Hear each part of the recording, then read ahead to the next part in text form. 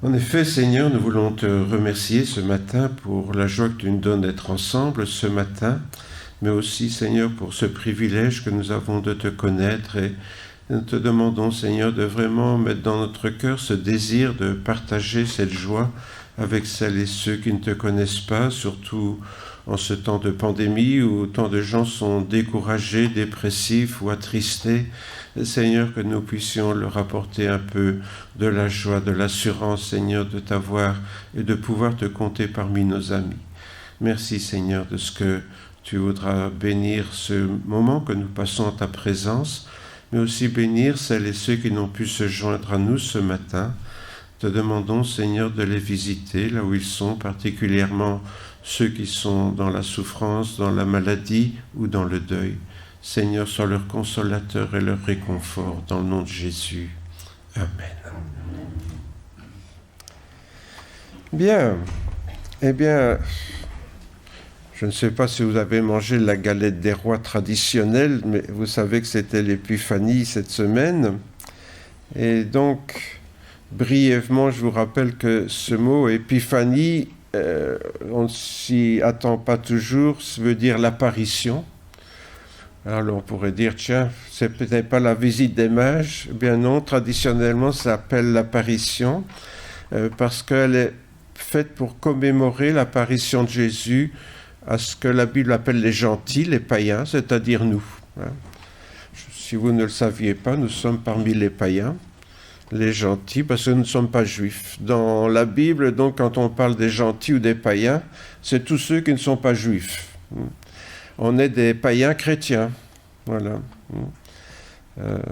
Comme quoi on peut être à la fois païen et chrétien. Et donc, au travers de l'adoration des mages, bien sûr, qui n'étaient pas juifs, Jésus s'est présenté aux non-juifs, donc aux gentils, aux païens. Et c'est de là que vient le nom, l'épiphanie, l'apparition du Seigneur. Et donc cela, c'est une fête qui est célébrée depuis le 5e siècle, au mois de janvier. C'est une tradition, je dirais, de l'Église. Il n'y a rien dans la Bible qui encourage à faire cette fête de l'épiphanie, encore moins de faire la galette des rois. Quand j'étais enfant, l'usage était de ne pas mettre les mages dans la crèche avant le 6 janvier. Maintenant, on met les mages tout de suite dans la crèche à Noël, mais les mages sont venus plus tard. Et donc, quand j'étais enfant, on respectait ça. Et dans beaucoup de familles, on sortait les mages le 6 janvier, on les rajoutait à la crèche pour rappeler qu'ils sont venus plus tard, guidés par l'étoile.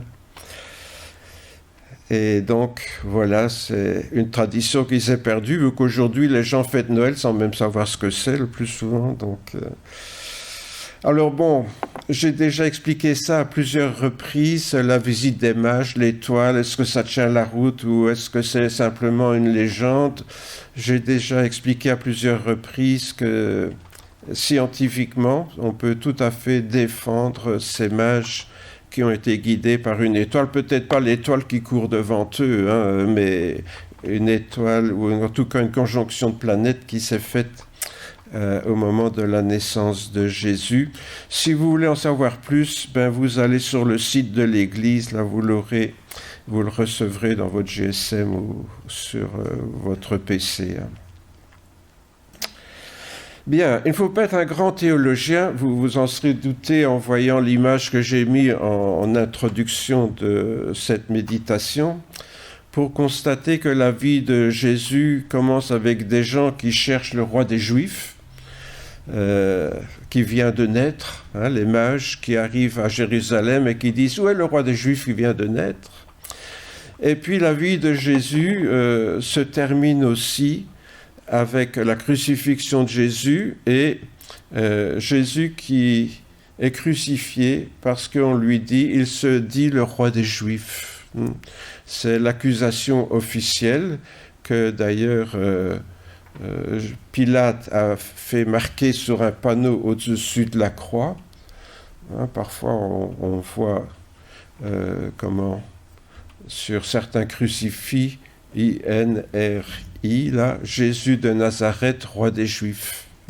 C'est ce que Pilate avait fait noter en plusieurs langues au-dessus de la croix de Jésus pour justifier pourquoi il mourait. Donc, roi des Juifs, Jésus est appelé ainsi dès la naissance et il va être appelé ainsi au moment de sa mort. Et je peux dire donc que sa vie se situe entre ces deux moments où on va l'appeler roi des Juifs. Alors, roi des Juifs, dans un cas comme dans l'autre, c'est quand même faux, puisque Jésus n'a jamais régné sur Israël, il n'a jamais voulu être un roi terrestre ou temporel, mais Jésus est tout simplement roi, oui, mais un roi spirituel. C'est ce qu'il dira à Pilate, lorsque Pilate lui demande « Es-tu roi des Juifs ?» Et Jésus répond « Mais non, mon royaume n'est pas de ce monde. Hein? On ne peut pas dire « il est ci, il est là ». Mon royaume n'est pas de ce monde.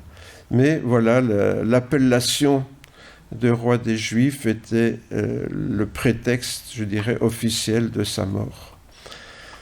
D'ailleurs, n'étant pas juif de naissance, c'est à ce titre que nous sommes concernés par la naissance et la mort de Jésus comme notre roi. Alors si on se souvient de la naissance de Jésus, on va quand même lire ce texte. C'est dans Matthieu chapitre 2. Jésus était né à Bethléem en Judée au temps du roi Hérode. Des mages d'Orient arrivèrent à Jérusalem et dirent « Où est le roi des Juifs qui vient de naître ? Car nous avons vu son étoile en Orient et nous sommes venus l'adorer. » Voilà, les ancêtres de notre frère Hamid qui débarquent à Jérusalem. Je ne sais pas si c'était parents, grands-parents, arrière-grands-parents, les mages en question, Hamid, mais bon, voilà.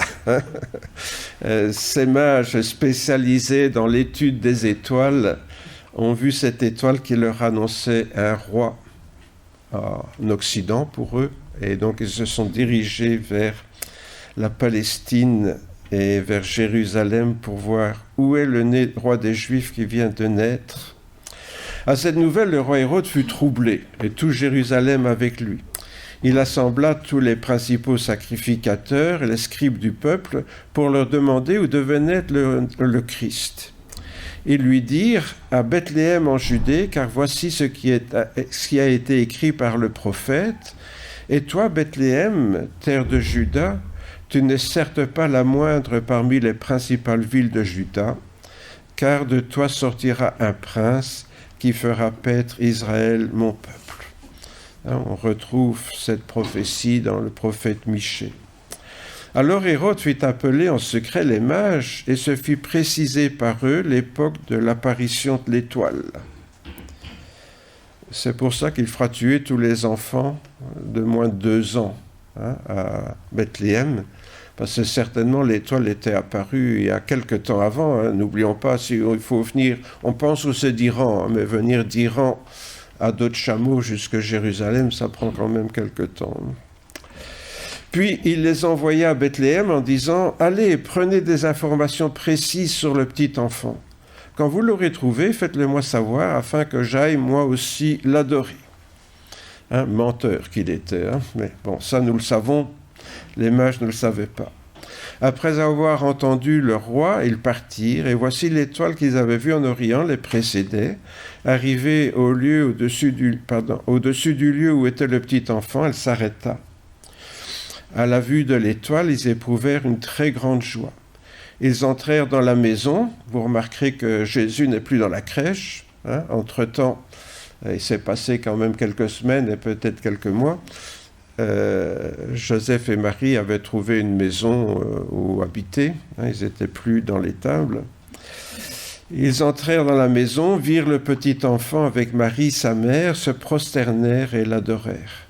Ils ouvrirent ensuite leur trésor et lui offrirent en présent de l'or, de l'encens et de la myrrhe. Puis, divinement avertis en songe de ne pas retourner vers Hérode, ils regagnèrent leur pays par un autre chemin. Voilà donc les rois qui quittent la ville donc, pour retourner chez eux. Notez bien qu'on ne dit pas que c'est les rois, hein. C'est simplement des mages, donc des gens qui étudient les astres et qui en tirent des enseignements. Vous savez que l'astrologie est interdite dans la Bible, pas l'astronomie, mais l'astrologie, la divination à partir des astres, donc tout ce qui est les gens qui lisent leur horoscope, etc. Là. Les astres, oui, je fais une brève parenthèse, mais vous pouvez aussi retourner au lien que j'ai fait là, hein, mais je vous rappelle, dans la Genèse, les étoiles sont données pour éclairer, hein. La lune, les étoiles, tout ça, c'est pour éclairer, pour guider, mais pas du tout pour deviner l'avenir, hein, mais c'est une grande différence entre la Bible et les autres religions de l'époque où les astres étaient vraiment utilisés pour trouver des liens avec la vie des hommes, comme si les astres, qui sont dans le fond des planètes ou des boules de feu, pouvaient influencer notre vie sur la Terre. C'est évidemment de la superstition, mais aujourd'hui, plein de gens y croient toujours. Enfin voilà. Mais Dieu va prévenir donc Joseph des intentions meurtrières du roi Hérode. Bon, les mages sont prévenus, Joseph ne l'est pas encore. Après leur départ, un ange du Seigneur apparut en songe à Joseph et dit « Lève-toi, prends le petit enfant et sa mère, fuis en Égypte et reste-y jusqu'à ce que je te parle, car Hérode va rechercher le petit enfant pour le faire périr. » Joseph se leva, prit de nuit le petit enfant et sa mère et se retira en Égypte. Vous remarquerez que Joseph est parti immédiatement. Hein, il n'a pas attendu ah oui, est-ce que c'est bien le rêve que j'ai fait? Non, directement. Il y resta jusqu'à la mort d'Hérode, afin que s'accomplisse ce que le Seigneur avait déclaré par le prophète « J'ai appelé mon fils hors d'Égypte ». Or, on sait que le roi Hérode est mort en -4, donc Jésus est né forcément avant. Bon, alors ce texte est très interpellant parce qu'il nous montre, je voudrais aujourd'hui m'arrêter un petit peu sur les scribes qui ont répondu au roi Hérode. Et là, on nous montre que les scribes connaissaient bien les Écritures et ils savaient que le Messie devait naître à Bethléem. Par contre, ils ne l'ont pas reconnu comme le roi, même terrestre. Bon, on pourrait dire, bon, à supposer qu'ils n'ont pas accepté que c'est le Fils de Dieu, ils auraient pu reconnaître que c'était le Messie qu'ils attendaient, un roi terrestre qui régnerait sur le peuple d'Israël, mais ils ne l'ont même pas reconnu comme tel. Et c'est ce constat qui va un peu guider ma réflexion ce matin. Comment que ça se fait que des gens qui ont la Bible, qui connaissent la Bible, qui lisent les prophéties, qui connaissent les prophéties, qui savent que ces prophéties concernent le Messie, quand les prophéties s'accomplissent, ils ne la reconnaissent pas. Ce sont des étrangers qui ont cherché et reconnu leur roi et adoré comme leur Dieu, mais ce n'est pas le peuple de Dieu. C'est donc des gens qui ne connaissaient pas la Bible. Bon, en tout cas, on pense qu'ils ne le connaissaient pas, bien qu'à l'époque, les manuscrits circulaient quand même pas mal. Mais c'est des étrangers donc, qui vont reconnaître Jésus comme leur roi et même comme leur Dieu, puisqu'ils vont non seulement se prosterner devant lui, mais l'adorer. Alors, quand on parle des Juifs qui n'ont pas reconnu Jésus comme leur Messie, comme le Fils de Dieu, souvent les chrétiens ont eu une attitude méprisante vis-à-vis des Juifs, mais enfin, qu'est-ce que c'est que ces gens qui ont la Bible, qui ne sont même pas capables de comprendre que Dieu est en train d'accomplir les prophéties? J'entends beaucoup de chrétiens qui en parlent comme si eux n'auraient jamais ce problème-là. Les Juifs, oui, mais pas nous les chrétiens quand même. Nous, on a le Saint-Esprit, il n'y a pas de problème. Quand on lit la Bible, on l'interprète de la bonne façon. Vous êtes d'accord? Pas de danger. La preuve qu'on interprète tous de la même façon, c'est qu'il y a un millier de sectes chrétiennes différentes sur la terre. C'est bien la preuve qu'on l'interprète tous de la même façon. Vous voyez l'aberration parfois des chrétiens qui se croient plus malins que les autres. Et ça me paraît un peu dérangeant quand même. Au cours des âges, ça a même contribué à développer l'antisémitisme. Vous savez que les chrétiens ont largement contribué à l'antisémitisme, même les protestants. Luther était un antisémite notable. Alors d'accord, il avait des bonnes choses, Luther, mais il était complètement antisémite. Pourquoi ? Parce qu'à l'époque, tout le monde pensait que son sang retombe sur nous et sur nos descendants. Les Juifs étaient un peuple déicide. Et insecticide, vous savez ce que c'est. Et déicide, c'est ceux qui ont tué le Fils de Dieu. Voilà. Et pendant longtemps, donc, les chrétiens, jusque très récemment, et je pense qu'aujourd'hui certains le pensent encore, dans l'extrême droite, que les Juifs sont coupables d'avoir crucifié le Fils de Dieu. C'est déjà ne pas comprendre que Jésus acceptait délibérément, ne s'est pas défendu de mourir pour nous sauver de l'enfer. Donc, si Jésus est mort, les Juifs ont peut-être été l'instrument, mais c'est pour payer nos péchés qu'il est mort. C'est pas pour une autre raison. Donc, si Jésus a été crucifié, c'est pas à cause des Juifs, c'est à cause de nos péchés. Mais voilà, les chrétiens apparemment n'ont pas compris ça, ou je ne sais pas comment ils l'ont compris, et ils ont multiplié des comportements et des langages, des enseignements antisémites. Alors je me dis que tout ça devrait quand même nous encourager à considérer l'usage bon ou mauvais que nous faisons de la Bible.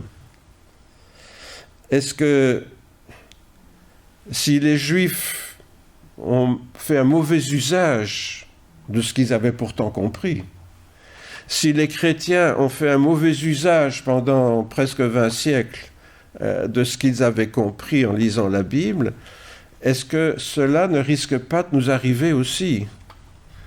C'est toujours dangereux de se croire plus malin que les autres. Je ne sais pas si vous êtes d'accord avec ça. Ça fait plaisir de le croire, mais enfin, ce n'est pas forcément vrai. Car comme les scribes ont consulté, les scribes qui avaient été consultés par le roi Hérode, on peut très bien étudier la Bible, ils l'avaient étudiée, on peut la comprendre, ils l'avaient comprise, mais qu'était leur problème? C'est de ne pas faire de relation entre ce qu'ils avaient lu et compris et leur vie quotidienne. Ça, c'est un problème qui rend la lecture de la Bible, j'allais dire, inutile. Vous lisez la Bible, vous la comprenez, mais vous ne voyez pas le rapport que ça peut avoir avec votre propre vie. Alors, à quoi ça sert de la lire? Jésus nous a mis en garde contre ce genre d'attitude, contre ce danger, qui guette particulièrement ses disciples. Et Jésus met en garde pas les incroyants, ou pas les juifs traditionnalistes, c'est ses disciples qui met en garde. Il dit, vous m'appelez maître et seigneur. Donc il parle bien à ses disciples.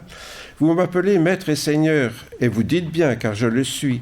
Si donc je vous ai lavé les pieds, moi le Seigneur et le maître, vous devez aussi vous laver les pieds les uns les autres, car je vous ai donné un exemple, afin que vous fassiez comme je vous ai fait. Et puis il ajoute un peu plus loin, si vous savez ces choses, vous êtes heureux, pourvu que vous les pratiquiez. Jésus est en train de dire, vous pouvez savoir les choses, et vous serez heureux, mais pas parce que vous les savez, vous serez heureux parce que vous les pratiquez. C'est la mise en pratique de ce que nous avons compris dans la Bible qui est importante. Autrement dit, c'est pas parce que j'ai lu la Bible et que je l'ai comprise que je suis un chrétien spirituel. Jusque-là, je suis un chrétien intellectuel, mais je ne suis pas un chrétien spirituel. Je serai un chrétien spirituel à partir du moment où je mettrai en pratique ce que j'ai compris. Sinon, non, je ne suis pas un chrétien spirituel. Et je ne suis pas non plus un chrétien heureux. Si vous savez ces choses, vous êtes heureux, pourvu que vous les pratiquiez. Alors on peut donc dire que l'étude de la Bible, quand on étudie la Bible, le point le plus important, c'est son application. On peut étudier, on peut comprendre, et puis on met en pratique. Mais c'est le dernier point le plus important. Bien sûr, les autres sont nécessaires avant. Si je n'ai pas compris, je ne vais pas mettre en pratique quelque chose que je n'ai pas compris. Hein, on est bien d'accord. Mais on ne peut pas s'arrêter là. Et c'est la mise en application qui est importante. Autrement dit, quand je lis la Bible, je devrais me demander, mais quel rapport existe-t-il entre ce que je suis en train de lire et ma vie de tous les jours ? Si j'ai bien compris ce qui précède. Hein. Quand je lis la Bible, qu'est-ce qui compte ? C'est le rapport que je vais pouvoir faire avec ma vie quotidienne. Est-ce que ce que je suis en train de lire va trouver une application dans ma vie quotidienne ? Il arrive parfois que ma lecture de la Bible soit seulement une occasion de discuter et parfois même de se disputer. Hein. La preuve, comme je le disais il y a un instant, c'est le nombre de sectes différentes qui se jettent l'anathème les uns les autres. Hein. Ah, si tu ne crois pas comme moi, tu n'es pas un bon chrétien, tu peux aller te faire voir ailleurs. Hein. On se fait expulser de l'Église, voilà, excommunier, comme on dit, hein, parce qu'on ne croit pas selon les normes de l'Église. Et tout ça fondé sur des interprétations différentes de la Bible, comme ces deux messieurs qui sont en train d'échanger des propos aimables. Cela, bien sûr, ne contribue pas à la joie de découvrir la pensée de Dieu. Parce que dans le fond, ce qui fait d'abord notre joie, c'est de comprendre ce que Dieu est en train de me dire. Je ne sais pas, j'espère que vous faites quand même cette expérience régulièrement. Ah, je n'avais jamais compris ça. On est tout content parce qu'on a découvert quelque chose qu'on n'avait pas compris. Comme Jésus dit, c'est comme celui qui découvre une perle précieuse et qui tout d'un coup est joyeux à l'idée de cette découverte de ce trésor. Mais il ne faut pas oublier non plus, et nous le faisons tous, quand nous parlons de la Bible, on parle de la parole de Dieu. La parole de Dieu. Bon. Roger, tu m'écoutes, je te parle. À quoi ça sert que Françoise me parle si je n'écoute pas ou si je n'entends pas ? Bon, j'ai l'excuse, j'ai des acouphènes, hein, donc je n'entends pas toujours très bien. Hein. Mais voilà. Vous comprenez la pensée. À quoi ça sert que quelqu'un me parle si je n'écoute pas ? Alors, si je lis la Bible, c'est parce que Dieu me parle, puisque c'est la parole de Dieu. Mais si Dieu me parle et que je lis la Bible et que je n'entends rien, il y a un problème. Soit je dois mettre un sonotone spirituel, hein, parce que j'entends mal, hein, ou soit je suis distrait, je n'écoute pas. Mais il y a un problème. Quand je lis la Bible, est-ce que Dieu me parle ? Sinon, moi je vais vous donner un bon conseil, arrêtez. Hein. Arrêtez de lire la Bible. Si Dieu ne vous parle pas quand vous lisez la Bible, vous perdez votre temps, franchement. Ce n'est pas de lire 10 chapitres de la Bible ou un seul verset qui est important. Vous voyez, certains chrétiens ont leur portion de la Bible. Hein. Alors tous les jours, ils lisent X chapitres de la Bible. Ah, c'est fini ma corvée pour aujourd'hui. Hein. J'ai lu mes X chapitres. Voilà. On est content, on est satisfait. Ce qui compte, quand je ferme ma Bible, je l'ai ouverte, je l'ai lue, je la ferme. Est-ce que je me dis, mais qu'est-ce que Dieu m'a dit ? Est-ce que Dieu m'a dit quelque chose, là ? Sinon, j'ai perdu mon temps tout le temps que j'ai lu. Hein. Est-ce que Dieu me parle ? Est-ce que la parole de Dieu, c'est des paroles qui me parlent ? Déjà, le prophète Ésaïe, enfin c'est Dieu qui parlait à travers la bouche du prophète Ésaïe, et je l'ai marqué en grand. « Ainsi en est-il de ma parole qui sort de ma bouche, dit le Seigneur, hein, elle ne retourne point à moi sans effet, sans avoir exécuté ma volonté et accompli mes desseins. » Dieu nous dit clairement, si je vous parle, c'est pour que vous le fassiez. Hein. Sinon, ça ne sert à rien que je vous parle.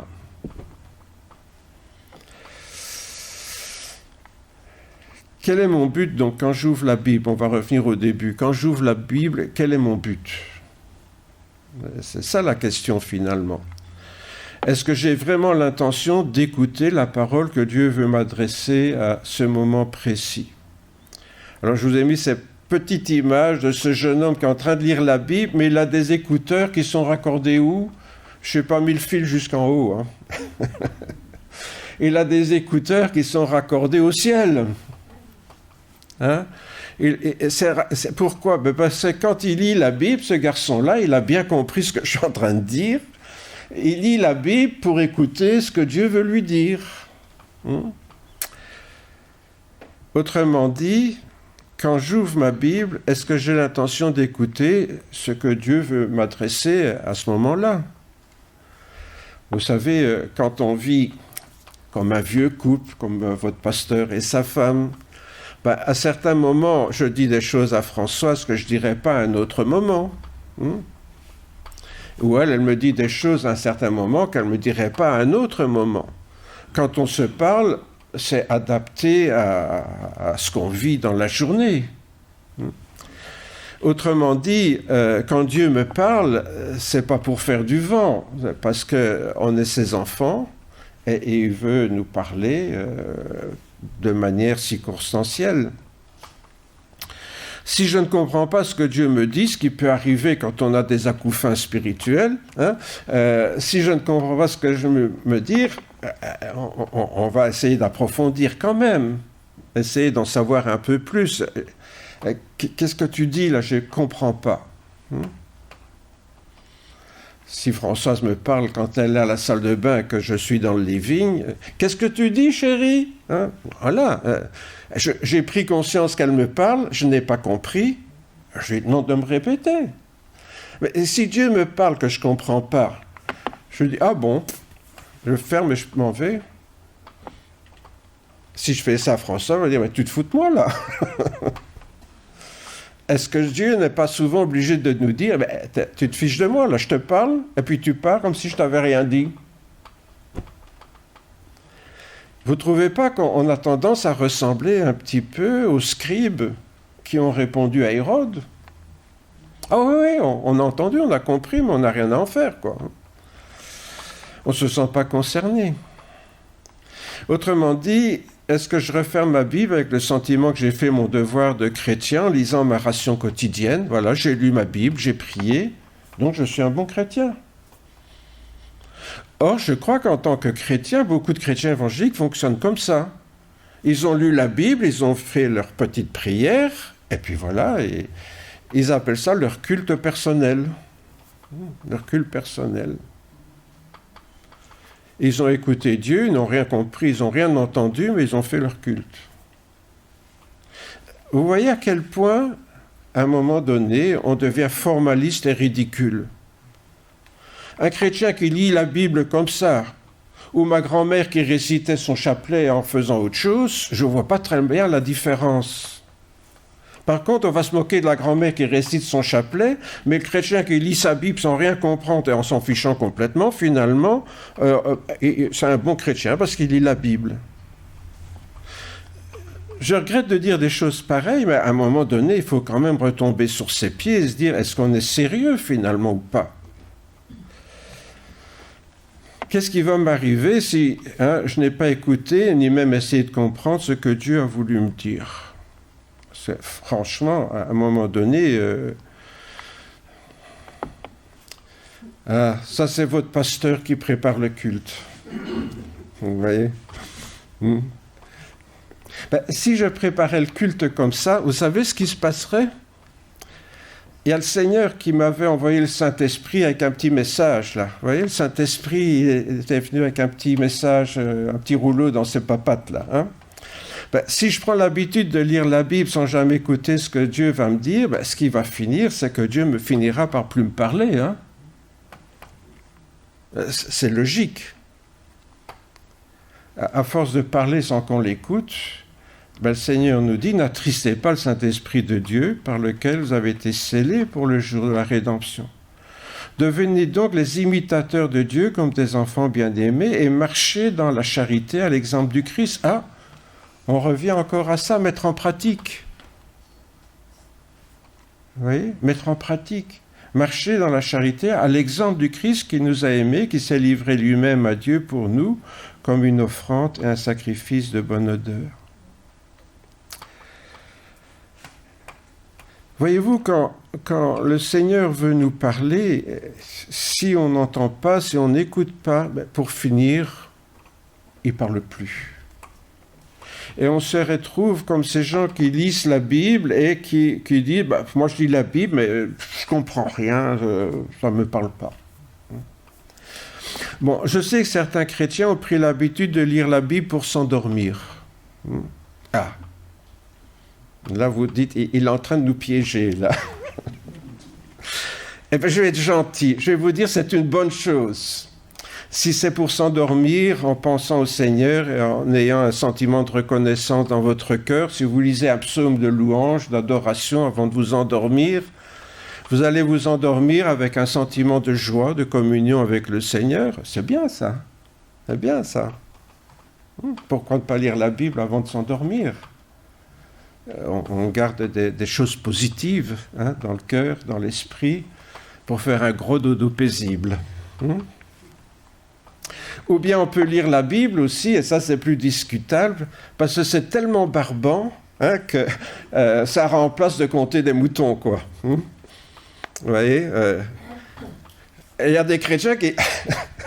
Parfois c'est amusant, mais il y a des gens qui me disent des choses marrantes sans s'en rendre compte. Ils disent, oui, moi je lis la Bible pour m'endormir le soir. Oui, d'accord. Pourquoi pas compter les moutons alors, hein?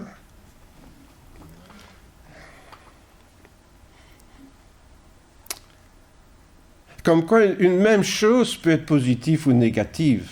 Vous voyez, j'essaye d'être positif. C'est vrai, vous pouvez lire la Bible pour vous endormir le soir, si c'est pour vous endormir avec des pensées positives dans le cœur et être apaisé. Mais si c'est parce que ça vous enquiquine et que ça vous barbe pour vous endormir, je ne sais pas, moi, c'est pour remplacer un somnifère que vous lisez la Bible, quoi, hein.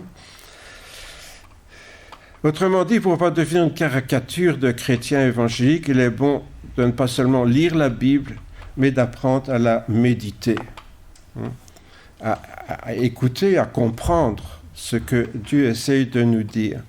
Et en hébreu, méditer, c'est le même mot que ruminer. Vous voyez, c'est comme les vaches qui ruminent. Alors, soyez des vaches. Soyez des vaches, couchez-vous dans la prairie, dans l'herbe verte, au milieu des petites pâquerettes, des boutons d'or. Couchez-vous et puis ruminez ce que vous avez lu. Qu'est-ce qu'elles font, les vaches? Elles mangent une première fois, puis vous savez comment ça se passe, ça remonte dans leur estomac, et elles le remangent une deuxième fois. Et c'est ça, méditer. Méditer, c'est... Ah oui, Dieu m'a dit ça, mais qu'est-ce qu'il veut me dire, là? Parce que pour que ça devienne une nourriture, pour que je l'assimile, il faut que je la comprenne bien. L'apôtre Paul rappelait la vocation et l'utilité pratique des Saintes Écritures à son jeune disciple Timothée. Comment la mettre en pratique, la Bible? Eh bien, il dit, toute Écriture est inspirée de Dieu. Ça, j'espère qu'on le croit, ça, que la Bible est inspirée de Dieu, et utile. Pas seulement inspiré, mais utile. Vous voyez, ça débouche chaque fois sur le pratique. C'est inspiré de Dieu, ça c'est bien, on la lit, mais utile. Pourquoi faire? Pour enseigner, pour convaincre, pour redresser, pour éduquer dans la justice, afin que l'homme de Dieu soit adapté et préparé à toute œuvre bonne. On revient encore une fois à ça. La Bible, elle doit déboucher sur des comportements. Sinon, ça ne sert à rien.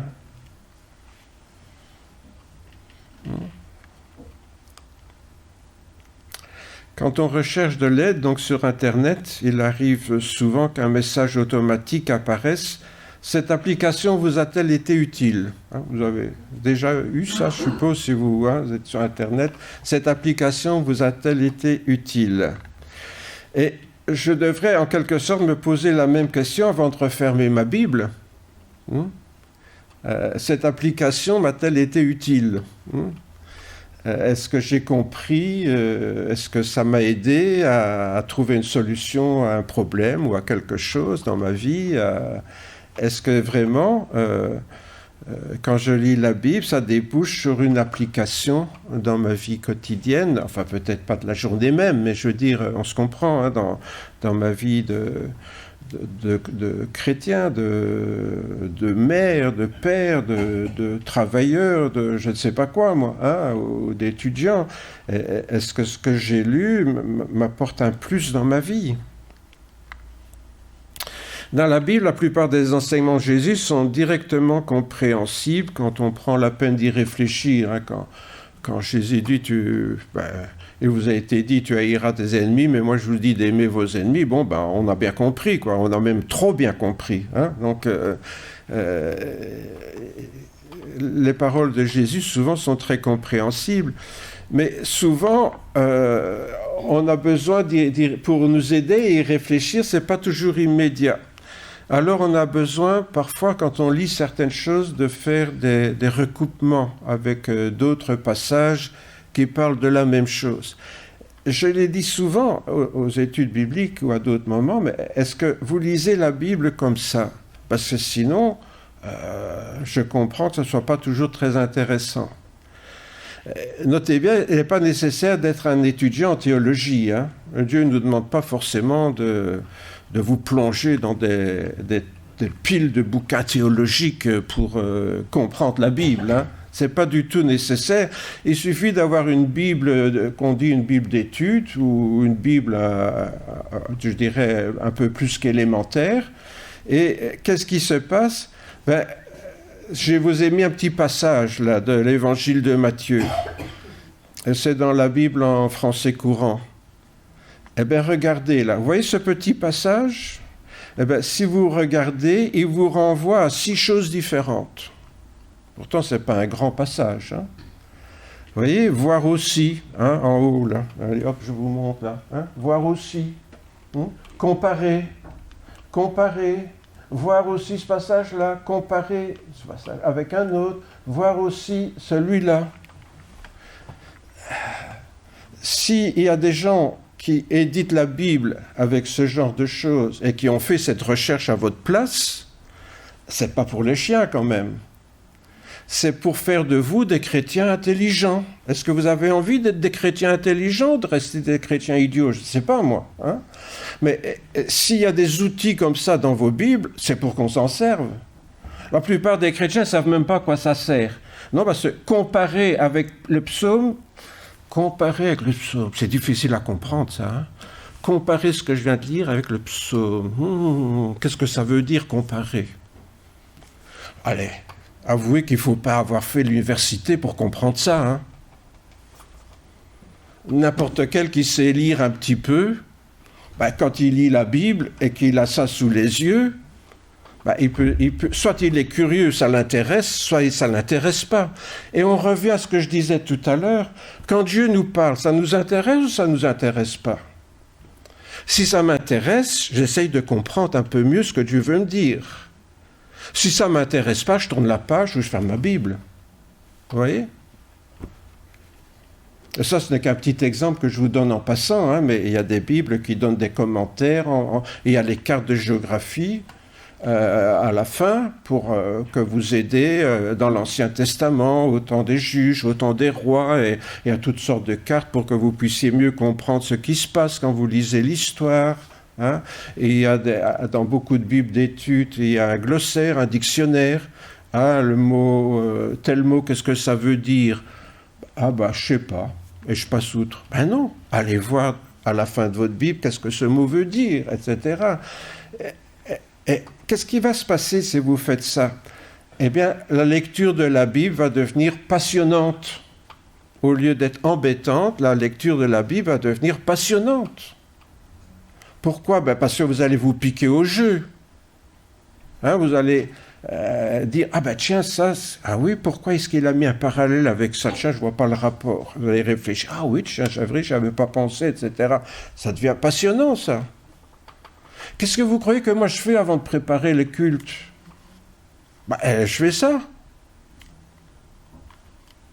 N'importe qui peut le faire. Hein. La question fondamentale, donc, c'est toujours la même chose. Est-ce que j'ai envie d'entendre ce que Dieu veut me dire dans sa parole? Voyez-vous, j'insiste là-dessus. Pourquoi? Parce que c'est fondamental.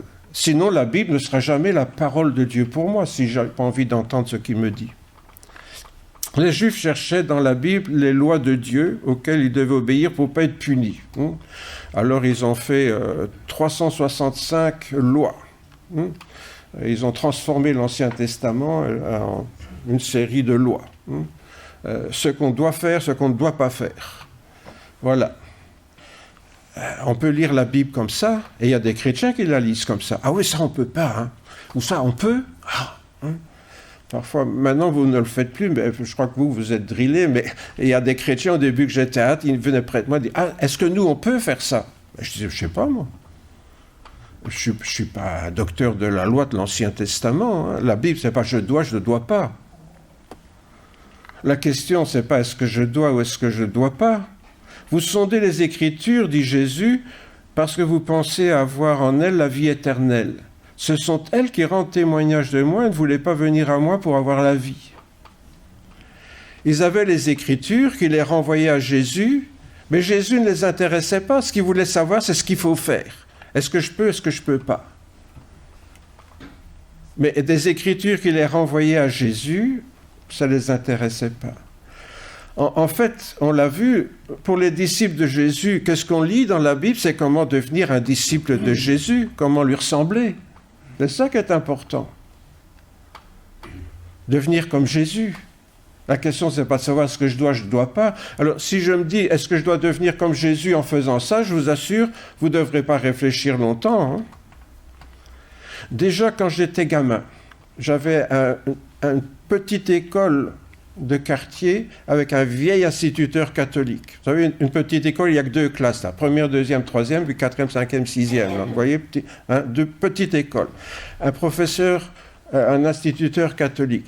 Et il nous disait toujours, parce qu'il était catholique, si vous voulez savoir si vous pouvez faire une chose ou pas, demandez-vous qu'est-ce que Jésus ferait à votre place. J'ai toujours gardé ça à l'esprit, et vous savez que ça marche très bien. Hein? Ça marche très bien. Se demander tout simplement, tiens, qu'est-ce que Jésus ferait à ma place? Bon, parfois c'est un peu compliqué, hein, je suis d'accord, c'est pour ça qu'on a besoin de lire la Bible. Hein, mais bon, voilà, c'était à des enfants qui parlaient. Il suffit aux disciples, dit Jésus, d'être comme son maître et aux serviteurs d'être comme son Seigneur. Voilà, ça suffit, dit Jésus. Il n'y a pas besoin de chercher autre chose. C'est ça le but, c'est d'être comme son maître ou comme son Seigneur. C'est ce que Jésus va rappeler avant de quitter ce monde.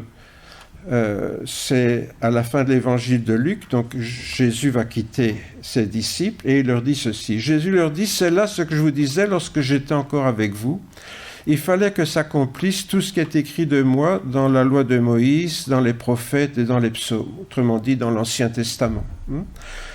Il fallait que s'accomplisse tout ce qui est écrit de moi. Autrement dit, ce qui est intéressant, c'est ce qui conduit à Jésus. Et alors il leur ouvrit l'intelligence pour comprendre les Écritures. Ce que, malheureusement, les scribes qui ont répondu à Hérode n'avaient pas, c'est l'intelligence ouverte spirituellement. Et il leur dit, ainsi il est écrit que le Christ souffrirait, qu'il ressusciterait d'entre les morts le 3e jour, et que la repentance en vue du pardon des péchés sera prêchée en son nom à toutes les nations, à commencer par vous, Jérusalem. Vous en êtes témoins, et voici j'enverrai sur vous ce que mon Père a promis, mais vous restez dans la ville jusqu'à ce que vous soyez revêtus de la puissance d'en haut. Et on sait que cela est arrivé le jour de la Pentecôte, lorsque le Saint-Esprit est venu sur ses apôtres. Donc voilà Jésus qui leur dit, toutes les Écritures, elles doivent conduire à moi. Mais pour le comprendre, on a besoin d'être éclairé par le Saint-Esprit. Mais il faut comprendre le but. Quand je lis la Bible, est-ce que je lis la Bible comme un règlement? Qu'est-ce que je dois faire, qu'est-ce que je ne dois pas faire? Ou est-ce que je lis la Bible, comment est-ce que je vais ressembler à Jésus? Dans ce que je lis, qu'est-ce qui m'aide à ressembler à Jésus? Ça, c'est le but. Sans se laisser éclairer par le Saint-Esprit que Jésus a promis à ses disciples, donc ceux-ci risquent de lire la Bible comme les Juifs. qui ont répondu à Hérode notamment, sans y reconnaître le Seigneur Jésus pour s'y soumettre, pour l'adorer, ce qui les a conduits à le crucifier. Le roi des Juifs que les mages sont venus adorer, ce roi des Juifs, les Juifs l'ont crucifié parce qu'il s'est dit le roi et ils l'ont refusé. Pilate dit aux Juifs, « Voici votre roi ». Mais ils s'écrièrent, « À mort, crucifie-le ». Pilate leur dit, « Crucifierai-je votre roi ?» Les principaux sacrificateurs répondirent, « Nous n'avons de roi que César ».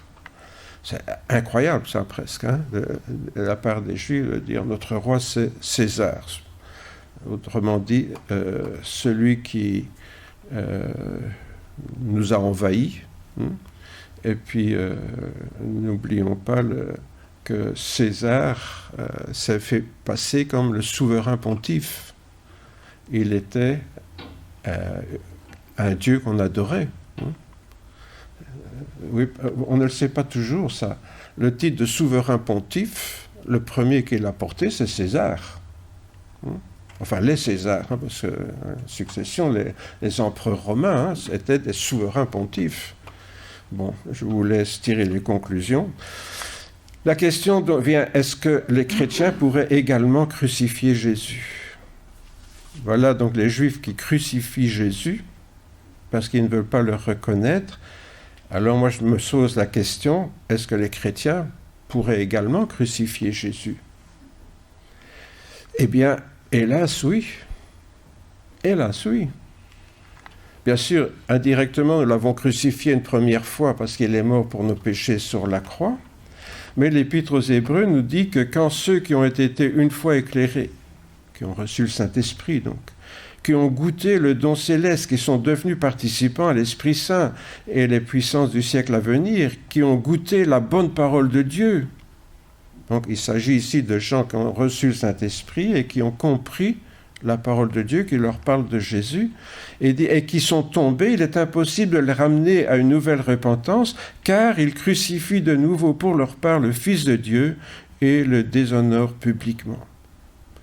Alors la question, est-ce que les chrétiens peuvent crucifier Jésus tout à nouveau ? La réponse, malheureusement, est oui. En effet, lorsqu'une terre abreuvée de pluies fréquentes produit des plantes utiles à ceux pour qui elle est cultivée, elle a part à la bénédiction de Dieu. Donc il parle ici du Saint-Esprit qui éclaire la parole de Dieu et qui nous fait participer à la bénédiction de Dieu. Mais si elle produit des épines et des chardons, elle est réprouvée, près d'être maudite et finit par être brûlée. Bon, elle n'est pas maudite directement, elle est près d'être maudite, c'est-à-dire sonnette d'alarme là. Quel fruit donc produit la lecture de la Bible dans ma vie ? On revient toujours à ça. Si Dieu me parle et que ça me conduit à rien changer dans ma vie, à quoi ça sert qu'il me parle ? Est-ce que j'y vois seulement des règlements pour éviter que Dieu me punisse ? C'est une approche de la Bible. Ou est-ce que j'y vois une façon d'améliorer ma relation d'amour avec le Seigneur Jésus ? Qu'est-ce que je cherche dans cette lecture ? Examinez-vous vous-même pour voir si vous êtes dans la foi. Éprouvez-vous vous-même, nous dit Paul. Ne reconnaissez-vous pas que Jésus-Christ est en vous, à moins peut-être que l'épreuve ne soit pour vous un échec. Ici, Paul nous demande tout simplement de nous examiner pour voir ce qu'il en est de cet exercice qui consiste à nous mettre à l'écoute de la parole de Dieu. Quand on aime quelqu'un, on cherche à faire ce qu'il aime par amour pour lui et non par crainte d'être sanctionné. Si j'ai une relation d'amour avec le Seigneur qui est venu habiter en moi, la question que je me posais, c'est pas est-ce que je dois faire ça ou est-ce que je ne dois pas faire ça ? Je vais le faire parce que j'aime Jésus et que je sais ce qu'il aime, et donc je vais faire ce qu'il aime parce que moi je l'aime. Voilà, c'est ça une relation d'amour. Les chrétiens qui vivent dans la peur de Dieu n'ont pas compris que Jésus les a aimés au point de donner sa vie pour eux. Vous savez, vivent dans la crainte tout le temps. Et il y a des chrétiens qui sont comme ça. Mais finalement, imaginez que chaque fois que je m'approche de Françoise pour lui donner un bisou, elle me fasse ça. Qu'est-ce que je penserais, moi ? Je dis, mais je t'ai jamais battu, hein ? Qu'est-ce qui te prend ? Or, il y a des chrétiens, et chaque fois que Jésus veut s'approcher de Dieu pour leur parler, ils sont comme ça. Avouez que vivre dans la crainte, c'est faire un affront à Jésus. C'est pas possible de traduire la Bible. Est-ce que je peux faire ça? Parce que si je le fais pas, je vais aller en enfer. Vous voyez? Il y a des gens qui fonctionnent comme ça. Cela brise le cœur du Seigneur Jésus. C'est comme si on le crucifiait une deuxième fois, nous dit l'auteur, on vient de lire dans l'auteur des Épîtres aux Hébreux. Vivre dans la crainte perpétuelle, là, comme si le but de Jésus, c'était de nous piéger pour nous envoyer en enfer si on ne fait pas ce qu'il veut. Vous voyez? L'apôtre Jean, l'apôtre de l'amour, il dit « Il n'y a pas de crainte dans l'amour, mais l'amour parfait bannit la crainte, car la crainte implique un châtiment, et celui qui craint n'est point parfait dans l'amour. » Si je vis ma vie chrétienne dans la peur d'un châtiment, je ne suis pas dans l'amour, je suis dans la crainte. Or, dans la crainte, il n'y a pas d'amour, et dans l'amour, il n'y a pas de crainte. Ça ne marche pas, ça. Et autrement dit, comment je vis ma relation avec le Seigneur? Est-ce que je le vis toujours dans la crainte d'un châtiment? Ou bien je le vis dans l'amour en cherchant ce que Jésus aime?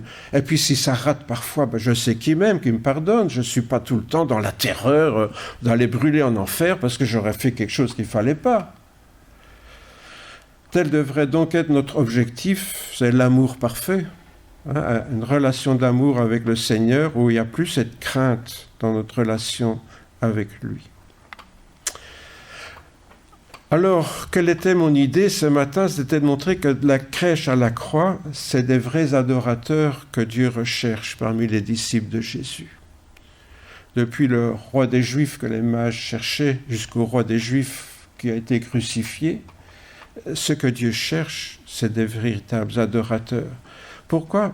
Jésus l'a dit, car l'heure vient, et c'est maintenant où les vrais adorateurs adoreront le Père en esprit et en vérité, car ce sont de tels adorateurs que le Père recherche.